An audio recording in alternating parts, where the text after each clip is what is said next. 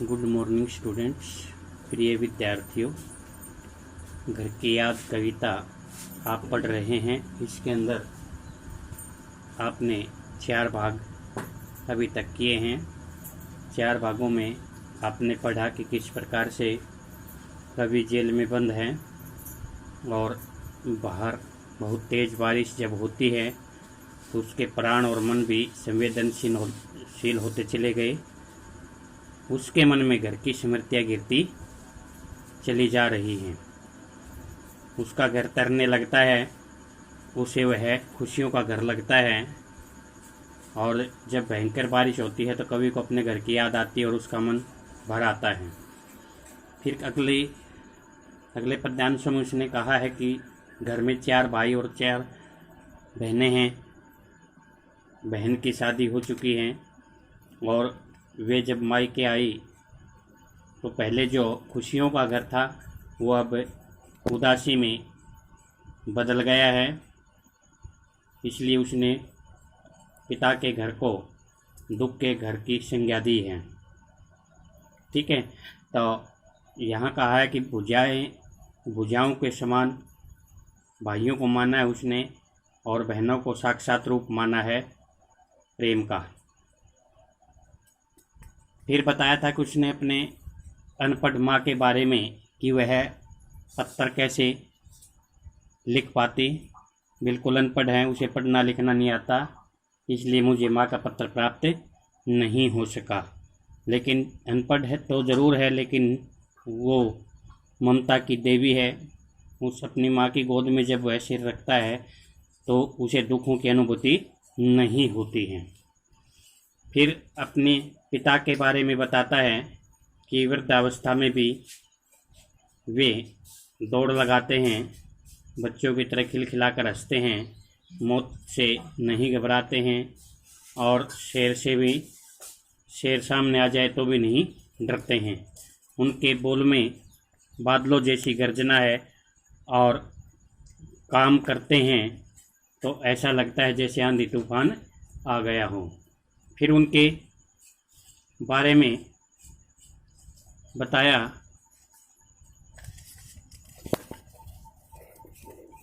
जो किस प्रकार से भी व्यायाम करते हैं। रोजाना का नियम अनुसार जो गीता का पाठ करना, मुकद्दर घुमाना, 260 दिन बैठक लगाना। ठीक है, और जब वे व्यायाम करके छत से नीचे आए होंगे तो उनकी आँखों में जो पानी आया होगा, आंसू आए होंगे, वो बेटा अपने भाइयों जो उसके बेटे बाकी बचे हुए थे वो आंगन में खेल रहे थे या खड़े होंगे तो उनमें जब भवानी प्रसाद मिश्र को नहीं देखा होगा तो उनकी आंखों में आंसू आ गए होंगे और एकदम 5वें का नाम लेकर वे रो पड़े होंगे। ये बताया था 3रे भाग में। और फिर 4थे भाग में कल आपने देखा कि किस प्रकार से उसने बताया था कि मैं 5वां पुत्र जो हूँ अभागा हूँ, क्योंकि मैं जेल में बंद हूँ, भाग्यहीन हूँ। परंतु मेरे पिता यदि 4 पुत्रों को सोना मानते थे तो मुझे सोने पर सुहागा मानते थे। सोने पर सुहागा, उन्होंने जो मुहावरे का प्रयोग किया है, सोने के ऊपर यदि सुहागा चढ़ जाता है तो उसकी चमक और भी बढ़ जाती है, उसकी सुंदरता, कांति, चमक जो है वो उसमें दुगनी हो जाती हैं। और वे इस प्रकार से और बेटों को सोना कहते थे तो जो मिश्र है उनको सोने पर सुहागा मानते थे। और जब मैं नहीं था तो उसको वे सभी गौण लगे होंगे, तुच्छ लगे होंगे, क्योंकि मैं जेल में बंधा यहाँ बैठा हूँ, भाग्यहीन हूँ। तब अपनी माँ के बारे में उसने जो कहा बेटा वो देखना कि किस प्रकार से उसकी माँ जो है उसके पिता को दिलासा देती हैं। ठीक है, अपने माता पिता के बारे में जो उसका ममता है उनका ममता पर जो प्रकाश उन्होंने डाला है, माता पिता की ममता का, वो दर्शनीय है।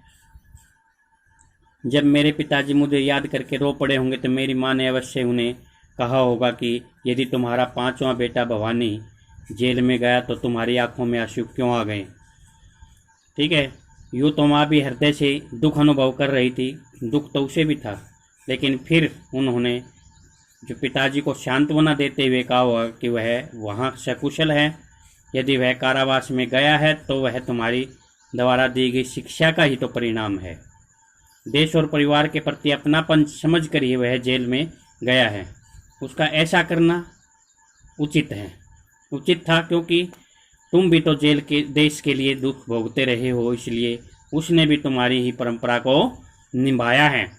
और लास्ट जो पद्यांश था बेटा, उसमें ये दर्शा दिया कि यदि वह जेल नहीं जाता तो मेरी कोख जो है क्या हो जाती बेटा, लज्जा जाती। कारावास से यदि वो डर जाता जाने से, अपने कदम पीछे हटा लेता, तो वह निश्चय ही मेरी कोख को अपमानित करता। इसलिए वह देश की रक्षा के लिए, देश के सम्मान की रक्षा के लिए वह कारावास गया है और अपना कर्तव्य का पालन कर रहा है। इसलिए तुम स्वयं को कच्चा मत करो, यदि तुम कच्चे बन जाओगे तो अन्य बच्चे भी रो पड़ेंगे। तो कल ये किया था बेटा अपने भाग 4 तक, 5वां भाग आज हम शुरू कर रहे हैं। पिताजी ने कहा होगा, हाय कितना शाह होगा, कहा कहाँ मैं रोता कहाँ हूँ, धीर में खोता कहाँ हूँ। कि दुख सहन करते हुए, दुख सहन करके, ये बातें सुन करके एक दुख भरा जो सांस है वो लिया होगा पिताजी ने। पिताजी ने कहा होगा, हाय कितना शाह होगा। हाय का मतलब है दुख भरी आवाज़ में उसने उस दुख को सहन कर लिया होगा, और सहन करते हुए पिताजी कहने लगे होंगे कि मैं रो कहाँ रहा हूँ, धीर में खोता कहाँ हूँ, अर्थात मैं धैर्य, अपने धैर्य को कहाँ खो रहा हूँ। ठीक है, कभी भी धैर्य मैं नहीं खोता। और सारा दुख जो उन्होंने सहन कर लिया था, तो उसने कहा कि मैं रो नहीं रहा हूँ और अपने धैर्य को भी नहीं खो रहा हूँ। हे सजीले हरे सावन, हे कि मेरे पुण्य पावन। देखना यहाँ पर किस प्रकार से सजीले हरे सावन मेरे पुण्य पावन। तो कवि है बेटा मिश्र, जो उसने एक किस प्रकार से क्या कहा है कि किस प्रकार से बादलों को संबोधित किया है, और बादलों के माध्यम से ही वे अपना संदेश पहुंचाना चाहते हैं। ठीक है, सावन में कवि संबोधित करते हुए जो कह रहा है, हरे भरे सुंदर सावन, हे सजीले हरे भरे सजे हुए हरे सावन, हरे भरे सावन, तुम बड़े ही पावन और पुण्य स्वरूप वाले हो।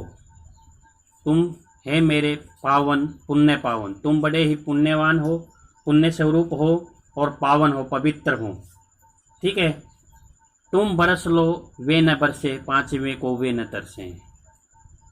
हे बादलों, तुम्हारे मन में जितना जी चाहता है उतना बरस लो, लेकिन मेरे माता पिता अपने 5वें पुत्र के बारे में सोच करके तरसने नहीं चाहिए, अर्थात उन्हें दुख नहीं होना चाहिए। ठीक है, मेरे माता पिता मुझे याद करके नेत्रों में आंसू न टपकाएं, मैं ये चाहता हूँ। 5वें बेटे के वियोग में दुखी न हो। ठीक है, क्योंकि वे जो है बादलों के माध्यम से अपना संदेश पहुंचाना चाहते हैं, और बादलों का जो बादल जो बरस रहे हैं सावन के महीने में, उसको संबोधित किया गया है। हे हरे भरे सावन, सुंदर सावन, तुम बड़े ही पुण्य स्वरूप हो और पावन हो। तुम बरस लो वे न बरसे, अर्थात तुम कितना ही बरस लो, लेकिन उनकी आंखों में पानी नहीं बरसना चाहिए। अपने माता पिता के बारे में वे का मतलब है, वे यहाँ संबोधित किया अपने पिता के लिए। 5वें को वे न तरसे। 5वां कौन था बेटा? वो भवानी प्रसाद मिश्र, कि 5वें पुत्र के बारे में सोच करके वे दुखी न हों। ठीक है, उन्हें देखने के लिए 5वें बेटे के वियोग से वे दुखी न हों, ये संदेशा तुम जाकर मेरे माता पिता को दे देना। ठीक है, ये कहा है उसने। क्योंकि आपने कल जो चौथे पार्ट में पढ़ा था कि पाँव हटाना, कोख लग जाना आदि मुहावरों का जो प्रयोग किया था बेटा, ठीक है। तो इस प्रकार से जो उन्होंने ये कहा बेटा, तो इसमें ये बताया है कि सावन महीने को वो संबोधित कर रहे हैं, और सावन महीने की जो तुलना कर दी गई है वो इसके समान बेटा कि पावन हैं और पुण्य स्वरूप वाले हैं वे। हरा भरा सावन जो है वो पावन भी है, पवित्र भी है और पुण्य स्वरूप, पुण्य कमाने वाला जो उसका रूप है, ठीक है, वो है। तो इसलिए वो कह रहे हैं कि तुम चाहे जितना जी जाग चाहे बरस लो, लेकिन मेरे माता पिता की आंखों में आंसू नहीं आना चाहिए, ठीक है, उनकी आंखों से पानी नहीं बरसना चाहिए। तो और 5 वे को वे न तरसे, और मेरे वियोग में वे न तरसे, वे दुखी न हों। मैं मजे में हूँ सही है, घर नहीं हूँ बस यही है।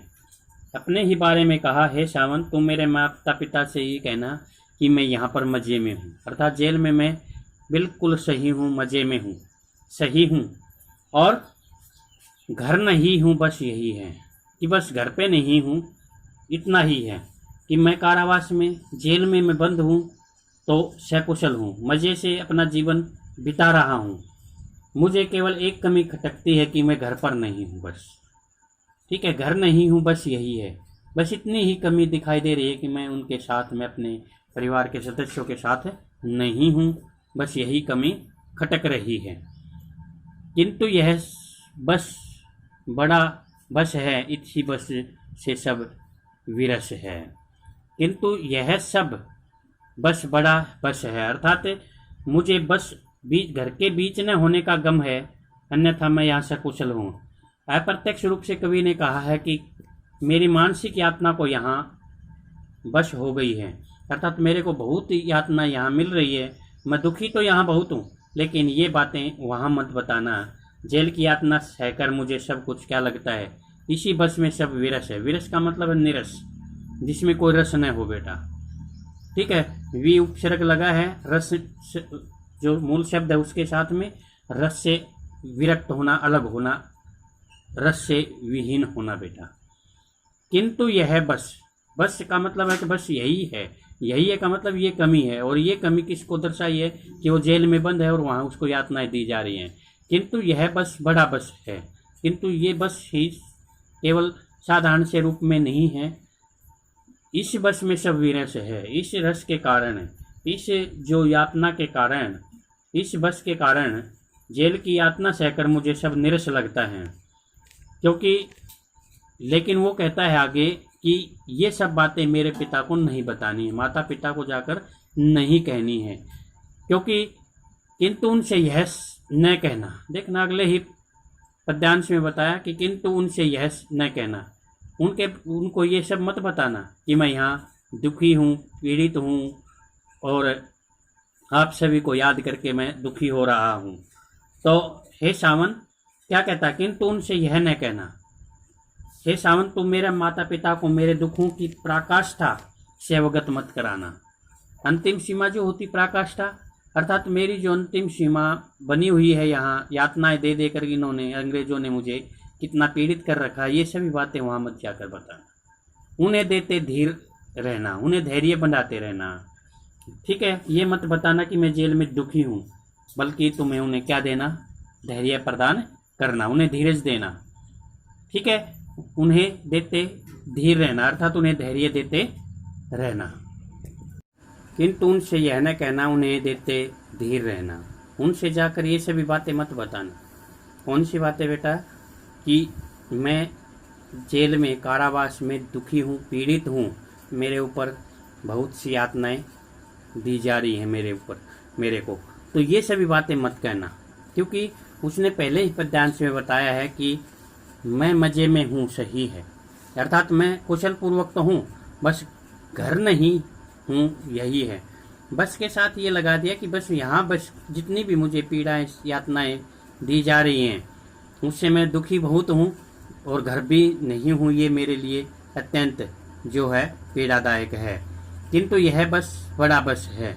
इस बस को बड़ा बस क्यों बताया बेटा?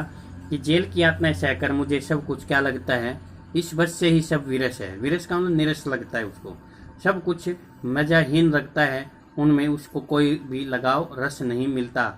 ठीक है, किंतु उनसे यह न कहना, जेल की जो पीड़ाएं हैं उनके बारे में उसको नहीं बताना है। किनको? परिवार के लोगों को। किसको संबोधित कर रहा है? सावन महीने को, बादलों के माध्यम से, क्योंकि बादल बरस रहे हैं सावन के महीने में, और उस समय वह दुखी होकर के जो अपने परिवार के बारे में, घर की याद के बारे में विचलित हो गया है, उसके लिए कह रहा है कि ये सब बातें, मेरे दुखी होने की बातें उनसे मत कहना, उन्हें देते धीर रहना, उन्हें धैर्य देते रहना। ठीक है, उन्हें धैर्य देते रहना। धैर्य का मतलब धीरे, धीर मन धैर्य रहना। उन्हें कहना लिख रहा हूं, उन्हें कहना पढ़ रहा हूं। मैं ये भी कहना चाहता हूं कि मैं लगातार काम करता रहता हूं। क्या कहता है? ये मत बताना कि मैं जेल में दुखी हूं, बल्कि तुम उन्हें धैर्य प्रदान करना। उनको कहना मैं यहाँ लिखने में व्यस्त रहता हूँ, पढ़ने में मस्त रहता हूँ। उन्हें कहना लिख रहा हूँ, उन्हें कहना पढ़ रहा हूँ, अर्थात लिख भी रहा हूँ और पढ़ भी रहा हूँ, अर्थात पढ़ाई लिखाई में मैं व्यस्त हूँ। ठीक है, क्योंकि वो कवि है, और कवि जो होता है या तो पढ़ता रहता है या लिखता रहता है। तो ये सभी बातें उसको कहना चाह रहा है कि हे बादलों, तुम ये बातें बताना जा करके। कवि के रूप में वहाँ भी वो लिख रहा है और पढ़ रहा है। तो इस प्रकार से उन्हें धैर्य देते रहना। काम करता हूँ कि कहना, नाम करता हूँ कि कहना। उसने बताया कि मैं काम करता रहता हूँ। ठीक है, ये भी कहना कि मैं लगातार यहाँ काम करता रहता हूँ। उनको कहना मैं यहाँ पढ़ने लिखने में व्यस्त हूँ और काम लगातार करता रहता हूँ, पढ़ लिख कर उन्हीं के नाम को रोशन करता रहता हूँ। पढ़ने लिखने में पढ़ लिख करके, ठीक है, काम करता रहता हूँ और पढ़ लिख कर उन्हीं के नाम को रोशन करता रहता हूँ। नाम रोशन करना, उनका नाम कमाना, उनको नाम ऊंचाइयों पे ले जाना। नाम करता हूँ कहना, अर्थात उन्हीं का नाम मैं कर रहा हूँ। ठीक है, क्या कहा है कि मैं माता पिता का नाम रोशन कर रहा हूँ। ठीक है, उनके नाम को कहीं न कहीं ऊंचाइयों की ओर ले जाने की कोशिश कर रहा हूँ। नाम करता हूँ कि उनके नाम को मैं रोशन कर रहा हूँ। काम करता रहता हूँ, लगातार काम करता कर रहा हूँ। मैं लगातार काम करता रहता हूँ और पढ़ लिख कर उन्हीं के नाम को रोशन करता रहता हूँ, अर्थात पढ़ लिखूंगा। कवि के रूप में मेरी जो भी प्रसिद्धि होगी उसके पीछे वह अपने माता पिता के ही देन मानता है। नाम करता हूँ कि कहना, अर्थात मैं तुम्हारा ही नाम रोशन कर रहा हूँ। चाहते हैं लोग कहना, मत करो कुछ शोक कहना। चाहते हैं लोग कहना कि यहाँ के लोग मुझसे बहुत ज़्यादा प्यार करते हैं। चाहते हैं लोग ये चीज़, ये कहना कि मुझे यहाँ के लोग बहुत चाहते हैं। जो जेल में मेरे साथ बंद हैं, यहाँ के जितने भी जो भी कर्मचारी हैं या साथी हैं, वे सभी मेरे को बहुत चाहते हैं। चाहते हैं लोग, ये कहना का ये शब्द अलग लेना है बेटा, कि कहना, ये जाकर कहना कि यहाँ के लोग मुझे बहुत चाहते हैं। मत करो कुछ शोक कहना, ये भी बातें जाकर कहना कि उनके बारे में किसी भी प्रकार का दुख मत महसूस करो। मेरे द्वारा किसी भी प्रकार से दुखी न हो, क्योंकि मैं यहाँ कुशलतापूर्वक अपना जीवन व्यतीत कर रहा हूँ। अर्थात वो यहाँ के लोगों के बारे में चाहते हैं लोग कहना, ये बातें भी कहना कि यहाँ के लोग मेरे से अत्यंत प्यार करते हैं और मुझसे अच्छा व्यवहार भी करते हैं। ठीक है, मत करो कुछ शोक कहना, ये कहना जा करके कि किसी भी प्रकार का उनकी तरफ से शोक दुख व्यक्त मत करो। तो ये बेटा किस प्रकार से आज ये 5वें पार्ट में आपने पढ़ा घर की याद, जो कविता है मिश्र की। इसके अंदर सबसे पहले उसने कहा है कि पिताजी ने दुख सह कर के कहा होगा, और क्या कहा होगा, क्योंकि उसकी माँ ने कहा था कि तुम अगर रोने लगोगे तो और बच्चे भी रो पड़ेंगे, तो दिल को छोटा मत करो। और उसे सांत्वना देते हुए शब्दों का प्रयोग जो माँ ने किया था, उसके बारे में पिता ने दुख की घूंट भर करके, दुख सह करके ये कहा होगा, मैं रो नहीं रहा हूँ, मैं धैर्य नहीं खो रहा हूँ। ठीक है, हे सजीले हरे सावन, हे हरे भरे सावन, सुंदर सावन, तुम पुण्य स्वरूप हो, पुण्य का रूप हो और पावन भी हो, पवित्र भी हो, और तुम मेरे घर जाकर खूब वर्षा करना। लेकिन मैं ये चाहता हूँ कि मेरे माता पिता मुझे याद करके नेत्रों से आंसू न टपकाएं और 5वें बेटे के वियोग से दुखी न हों। ये संदेशा तुम जाकर मेरे माता पिता को दे देना, क्योंकि ये दे देना कि मैं यहाँ पर मज़े में हूँ, बस घर नहीं हूँ। यही कमी है, यही जो पीड़ा है वो मन में है कि मैं घर के बीच में न होने का मुझे गम है, अर्थात घर के सदस्यों के बीच में मैं नहीं हूँ, बस यही है। इसी कारण मुझे सब कुछ नीरस लगता है।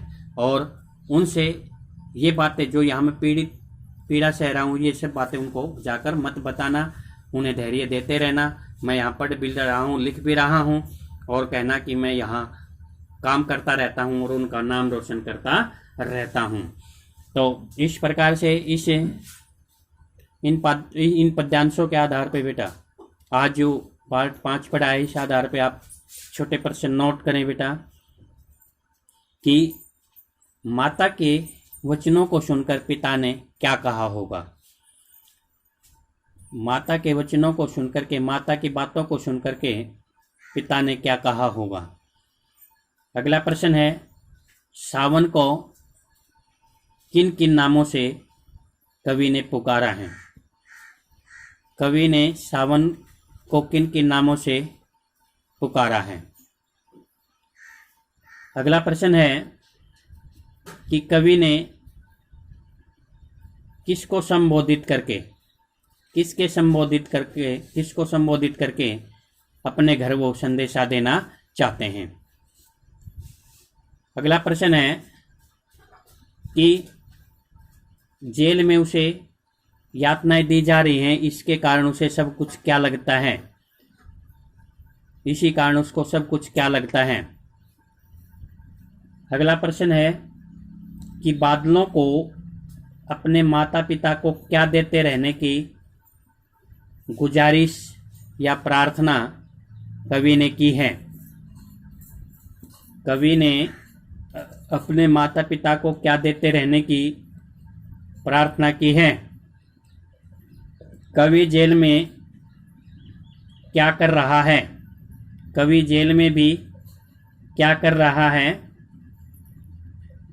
आगे अगला प्रश्न है कि नाम कमाना इस मुहावरे का अर्थ बताइए। नाम कमाना इस मुहावरे का अर्थ बताइए बेटा। तो ये छोटे प्रश्न आपने रफ कॉपी में नोट करने हैं और इन्हें पहले यूट्यूब पर देखें ध्यानपूर्वक और फिर रफ कॉपी में इसको लिखें बेटा। Thank you. ओके बेटा।